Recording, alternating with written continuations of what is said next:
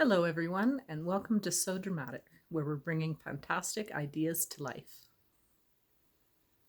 In today's video, I'm going to complete the spiral quilt I started that you saw last time, finish the top, and put the batting in and do the sandwich and show you a quilt as you go method.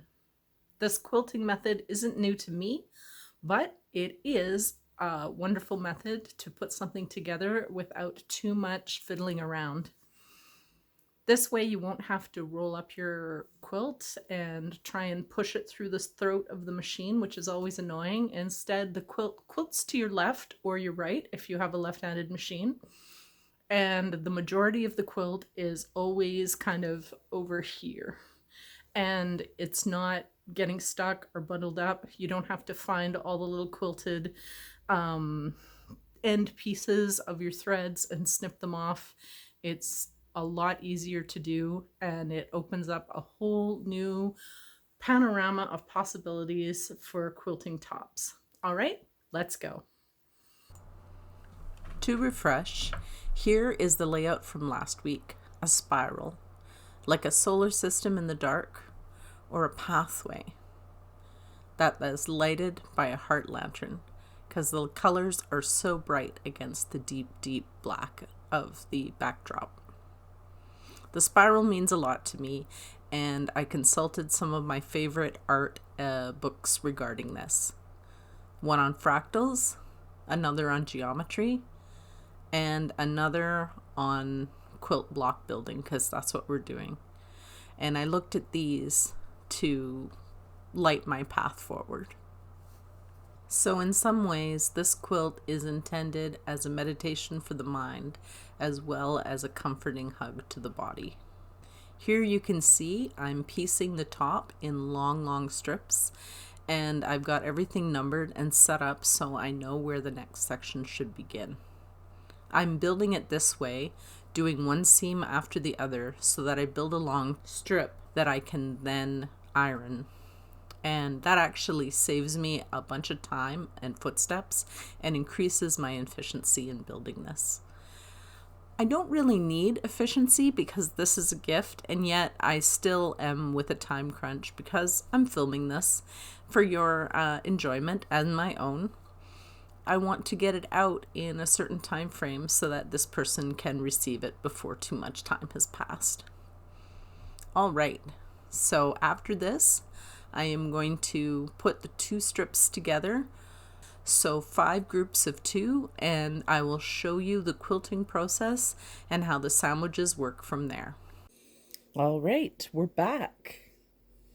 So here is the strips, and I've got the numbers still attached to the far left. This one says 10L, so it's 10 to the left. So it's going to be on the bottom rung. So what I'm going to do is I'm going to iron out all of these and put 9 and 10 together and 8 and 7 together, etc., until I have 5 groups. I've begun the cutting of the backdrop pieces. These are 8.5, 8.5. The goal is 10.5 inches across the back, but there wasn't enough width for 2 10.5 pieces. I'm going to have lots and lots of these purple jelly rolls still, and these are 2.5. So what I'm going to do is put this jelly roll down the edge of each piece for when I cut the other strips, and that will give me the width that I need. And it'll also tie into the front of the quilt. Remember, this is the backing. It doesn't have to be 100% pure. It can be whatever you want. It just has to be even. Here I've made some 50 by 10.5 inch backing strips and some batting strips the same length. The beauty of this method is that I don't have to have a giant piece of backing or batting. I can cut them into strips, and that also helps me conserve materials later on when I have thin strips left of the batting that I buy. Welcome back, everyone. It's a new day because it takes a lot of days to make a quilt. And here I have the strip sandwich. And what we've got is we've got a backdrop, right sides together with a backdrop, a piece of batting, right sides together the top pieces, and another piece of batting. What I'm going to do is sew both of these together and then open it up, iron it, trim off the excess, and then quilt this. And then we're going to add the next piece to this piece, and I'll show you how. All right, so I made the first layer. So this is one strip of sandwich quilting, right? And it looks great, but this took a little bit of doing.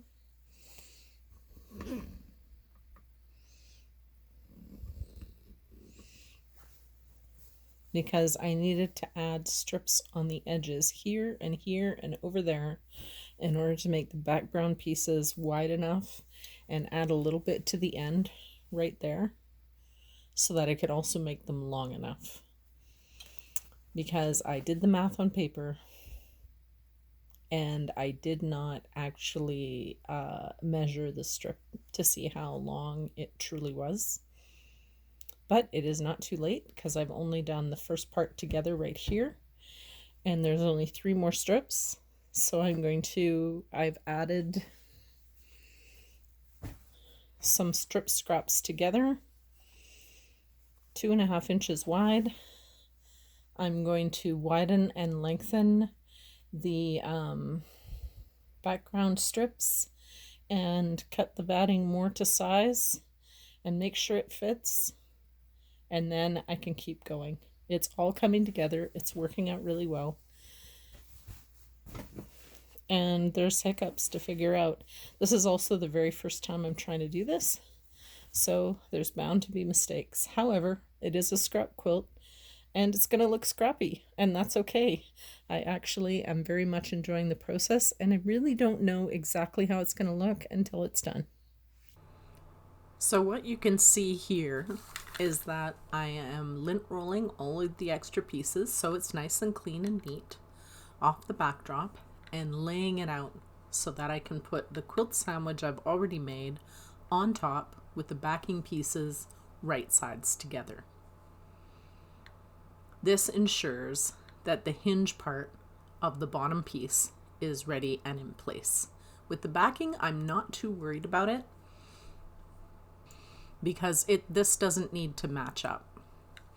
So then I am going to take a piece, the next strip, make sure it's the right strip by matching it up this way and flipping it over, right sides together, the 2 top pieces. This is where you just got to trust that it's going to work and that end to end is the right length.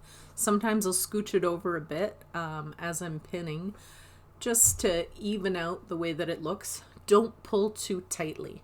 Allow it to breathe a little bit because that's how things work. And then add the top batting piece. The top bat and the top piece will both hinge outward the other way once you attach them together. This quilt sandwich is awesome. And once the edges are trimmed, you don't have to worry too much about it.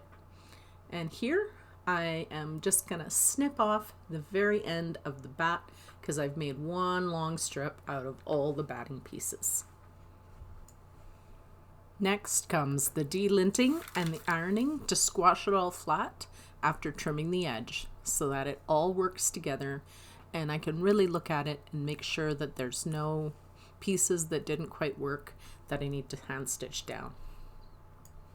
After each part of the quilt sandwich is opened up and ironed out, I will then quilt through the whole sandwich along the lines just in the black parts because I've decided to go with a simple motif, and it should iron out all together from the edge that's in the center to the outside edge to keep everything flat and working.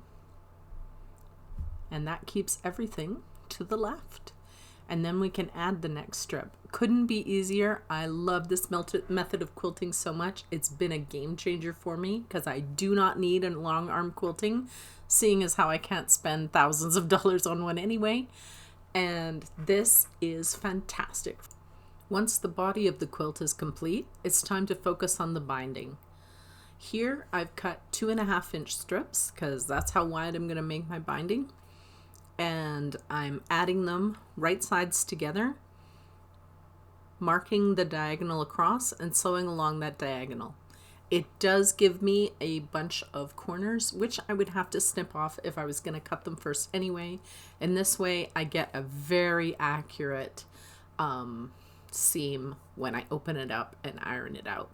And I really like doing this because I can end up with one long seam, and any leftover pieces I can use in other projects, other binding, other quilts. It's fine. I love having leftovers.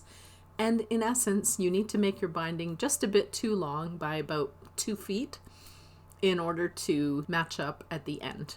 So the main body of the quilt is done.